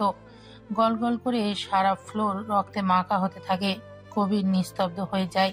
মারা যায় কারো স্বামী, কারো ছেলে, কারোর ভাইরূপী বাবা, কারোর বাবা। পুরো রুম জুড়ে শুধু চন্দ্রা, মাধবী, আফিফার চিৎকার। কাইফা মায়ের কাছে গিয়ে ইলফাজকে ওঠানোর চেষ্টা করে, কিন্তু পারছে না। এনামুল নিজের তৃষ্ণা মিটিয়ে ওঠার পর ইলফাজ ঝাঁপিয়ে পড়ে মাধবীর উপর। মুন্না এগিয়ে গিয়ে কাইফাকে দেয়ালের ওপর ছুঁড়ে মারে। কাইফা জ্ঞান হারায়, মাথা থেকে রক্তক্ষরণ হতে থাকে। ভীতু সাইফা আরো ভয় পেয়ে যায়। সাইফা কৌশিককে নামিয়ে কাইফার কাছে যেতে নিলে সাইফাকেও থাপ্পড় মারে মহিলাটা। দেয়ালে আঘাত করতে থাকে মাথার সাথে, মাথা ফেটে গলগল করে রক্ত পড়তে থাকে। মেঝেতে লুটিয়ে পড়ে সাইফা। কৌশিক চিৎকার করতে থাকে, থামানোর কেউ নেই। চন্দ্রা, আফিফা, মাধ্যমিকে সকলে মিলে ভোগ করতে থাকে। ধীরে ধীরে মৃত্যুর মুখে ঢলে পড়ে চন্দ্রা, আফিফা। কৌশিক চিৎকার করে কাঁদছে। কান্নার শব্দটা মহিলার কাছে বিরক্ত মনে হচ্ছে, তাই হাতের কলমটা নিয়ে উঠে বসে। মেঝেতে হাঁটু গেড়ে বসে পড়ে, আর তারপর বাচ্চা কৌশিক গলায় বসিয়ে দেয়। ফিনকি দিয়ে রক্ত বের হয়ে আসে। গালে ঠাস ঠাস করে থাপ্পড় মারতে থাকে। শব্দ কমে আসে কৌশিক। এ তো ক্ষান্ত হয় না মহিলাটি।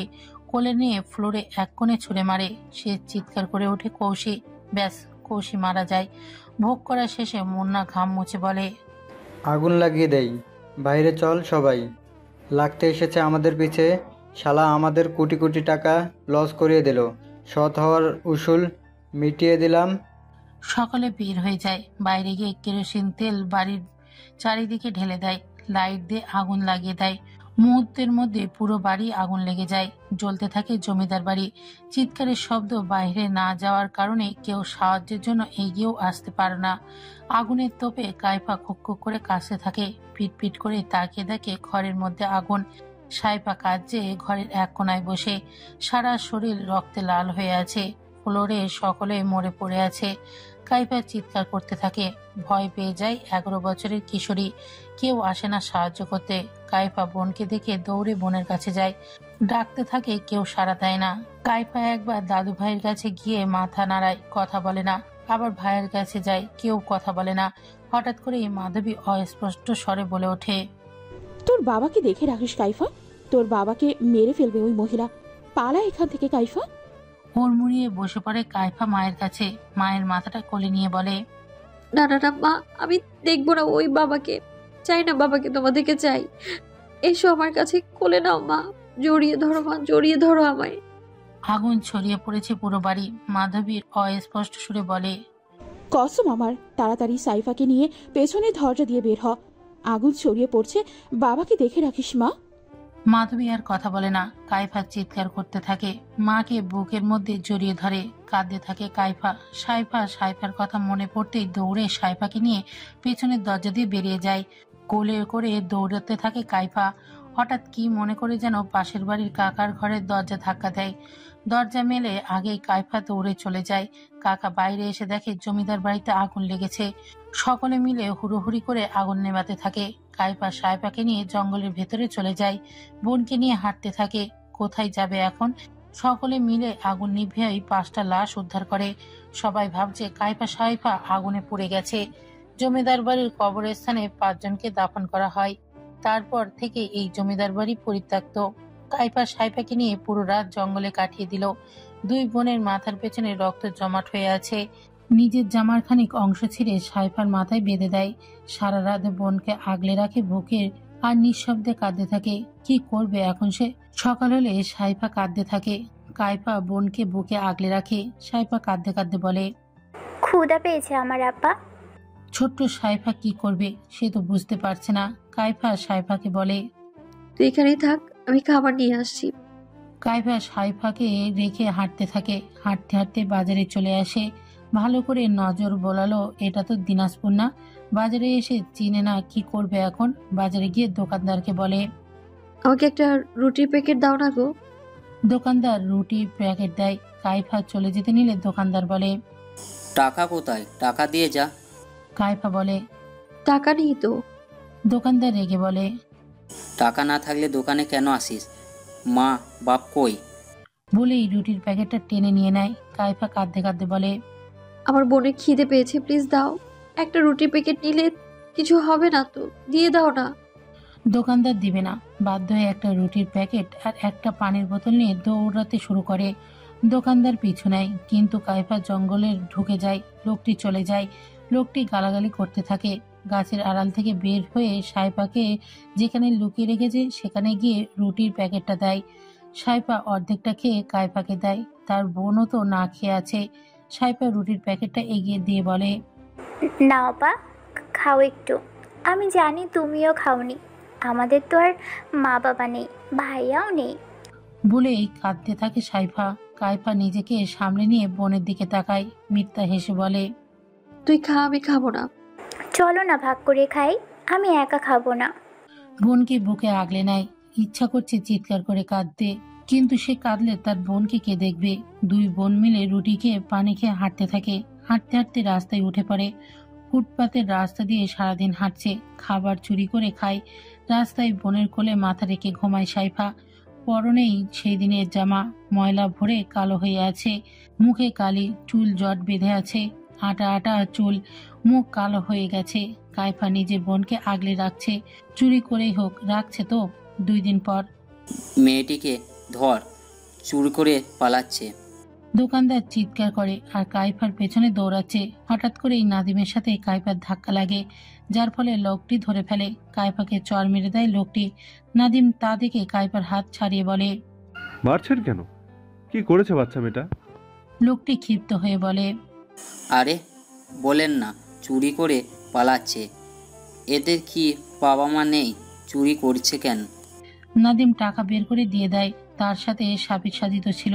লোকটি চলে যায়। সাবির সাজিদ বলে, তুমি চুরি কেন করেছিলে? সাবির সাজিদ এই বিষয়ে কাইফাকে চিনতে পারছে না। তবে 2 দিন আগে খবর পেয়েছে জমিদার বাড়িতে সবাই মারা গিয়েছে। তারা গিয়ে কবর জিয়ারত করে এসেছে। কাইফা ফটাফট উত্তর দেয়, আমার বোনের জন্য, ওর খিদে পেয়েছে তাই। নাদিমের সাথে সাবির সাজিদও বেশ অবাক হয়। এতটুকু একটা মেয়ে বোনের জন্য চুরি করেছে। সাবির সাজিদ তারপর বলে, তোমার বোন কোথায়? কাইফা বলে, আসুন আমার সাথে। কাইফার পেছন পেছন সাবির সাজিদ আর নাদিম হাঁটতে থাকে। হাঁটতে হাঁটতে ফুটপাতের গলির ভেতরে নিয়ে যায়। গিয়ে দেখতে পায় একটা মেয়ে, 9 বছরের মেয়ে বসে আছে। কাইফা বলে, আমার বোন। সাবির সাজিদ জিজ্ঞেস করে, তোমার নাম কি? কাইফা বলে, আমার নাম কাশফিস সাজিদ কাইফা, আর আমার বোনের নাম সাইফা সাজিদ। সাবির সাজিদ বেশ অবাক হয়। হাঁটু গেড়ে বসে পড়ে কাইফার কাছে। গ্রামে সবাই তো বলেছিল তারা মারা গেছে, নিজের রক্ত বেঁচে আছে শুনে খুশি হয় সাবির সাজিদ, সাথে নাদিমও। নাদিম গিয়ে সাইফার পাশে বসে পড়ে। গা থেকে গন্ধ আসছে, তবুও মাথায় হাত বুলিয়ে দিয়ে রুটি ছিঁড়ে খাওয়াতে থাকে। মেয়েটাকে ভালো লেগেছে তার। সাবির সাজিদ সন্দেহ বসে বলে, তোর মায়ের নাম কি? কাইফা জবাব দেয়, মাধবী লতা সাজিদ। আব্বার নাম কবির সাজিদ, কিন্তু আব্বা নেই। আমার ভাই, আপা, ভাবি ছিল, কিন্তু এদেরকে মেরে ফেলেছে 3 দিন আগে। সাবির সাজিদ কান্না চোখে বলে, আমার বাসায় আসো, আমি তোমার কাকা লাগি। কাইফা খুশি হয়। এখন তার বোনের জন্য আজ চুরি করে খাবার আনতে হবে না, বোনকে সুন্দর জীবন দিতে পারবে। সাইফা আর কাইফাকে নিয়ে সাবির সাজিদ বাড়ির উদ্দেশ্যে রওনা হয়। সাজিদ নিবাস। কবির, এই কবির। উচ্চ শব্দে ডাকতে থাকে সাবির সাজিদ। কবির সাজিদ এসে হাজির। কাইফা সাইফাকে দেখে অবাক। তারা তো খবর পেয়েছে সবাই মারা গেছে, তাহলে ওরা কোথা থেকে আসলো? কাইফা কবির সাজিদের দিকে তেড়ে গিয়ে বলে, তোর জন্য আমার মা ভাই বোন মরছে, শয়তান, তোকে তো আমি ছাড়বো না। কবির সাজিদ কাইফাকে থাপ্পড় মারতে নিলে সাবির সাজিদ আটকে দিয়ে বলে, খবরদার, ওকে মারবি না। ওরা এখানেই থাকবে আজ থেকে। তোদের পাপের ভাগিদার ওরা হবে না। বলে যাস না এটা আমার বাড়ি, তোর না। তাই চোখের নিচে রাখবি। ওদের দিকে হাত বাড়ালে হাত কেটে ফেলবো। জাকিরা মেয়েরা খুশি হলেও খুশি হয় না আজমিরা কবির। নাদিম তো সেই থেকেই সাইফার পেছনে পড়ে আছে। কাইফা ঘরে থাকতো চুপচাপ, কারোর সাথে কথা বলতো না। এর মধ্যে একবার সাফরান ওদের আসার খবর পেয়ে বাংলাদেশে আসে। সাফরান মাঝে মাঝে কথা বলতে গেলেও বলতো না। সমস্যার কারণে আবারও চলে যায় রাশিয়ায়। নাদিম কান্না ভেজা চোখে বলতে থাকে, ধীরে ধীরে কাইফা হয়ে ওঠে হিংস্র। বয়স যখন 19 তখন আমাকে সবকিছু বলে। সাইফা ভুলে গেলেও ভুলতে পারেনি কাইফা। সেদিন থেকে আমি আর কাইফা মিলে সকলকে খুঁজে বের করতে থাকি, কিন্তু ততদিনে ওরা সব বড় বড় বিজনেসম্যান, এমপি হয়ে যায়। তাই ধীরে ধীরে ওদের দুর্বল জায়গায় আঘাত করতে থাকি। রাকিব, ইমান, ওরা 3 জনকে কাইফা মারে, কিন্তু মেরে ভালো করেছে। শুধু আমাদের পরিবার না, আরও হাজারো পরিবারকে ওরা মেরেছে। আমার বোনদের বয়সী মেয়েদেরকে ভোগ করে রাতের আধারে মেরে ফেলেছে। নাদিম দম নিয়ে চোখ মুছে রাফিকে দেখিয়ে বলে, ওই ছেলের মা বোনকেও এই কুকুরগুলো মেরেছে। কলেজে ওঠার পরে কাইফার সাথে আলাপ হয়। কাইফা সাহসী ছিল, সেই হিসেবে রাফি আর রনি আমাকে আর কাইফাকে সব বলে। কাইফা ওদেরকে পুরোটা বলে না, তবে এটুকু বলে ওর পরিবারকেও মেরেছে। তারপর থেকে শুরু হয় প্রতিশোধের কাহিনী। এই পৃথিবীতে অনেক মানুষ আছে যাদের স্মৃতিশক্তি দুর্বল, আবার অনেকের স্মৃতিশক্তি তীক্ষ্ণ, সহজে কিছু ভুলতে পারে না। আবার কিছু কিছু লোক অথবা মানুষ একটু ভালোবাসা পেলে তাদের দুঃখের দিন ভুলে যায়। আবার অনেকে হাজারো সুখ পেলেও দুঃখ ভুলতে পারে না। তেমনি কাইফার দুঃখের দিন বিষাক্ত অতীত ভুলতে পারেনি। সাইফার তীব্র ভালোবাসা পেয়ে ভুলে গেছে সকল অতীত। পুরো কেবিন ভর্তি মানুষ, সাজিদ পরিবার ছাড়াও আরো অনেক মানুষ রয়েছে যারা সবটা শুনেছে। সকলের চোখে পানি চিকচিক করছে। সাইফা কান্না গিলে খাচ্ছে, গলায় দলা পাকিয়ে আসে। সে তার বোনের সাথে এত অন্যায় করে ফেলল, তার জীবনে এত কিছু ঘটে গেল, আর সে পারল না মনে রাখতে। নাদিয়া ছলছল চোখে তাকিয়ে আছে বাবা মার দিকে। তার বাবা মা সবকিছু জানতো, তাহলে এত লুকোচুরি করলো কেন? কাকা দাদির দিকে ঘৃণা দৃষ্টিতে তাকায়। নাদিম তেড়ে যায় তার বাবার দিকে, তারপর আবারও থেমে যায়। মাথার চুল খামচে ধরে, তারপর সবার দিকে তাকিয়ে বলে,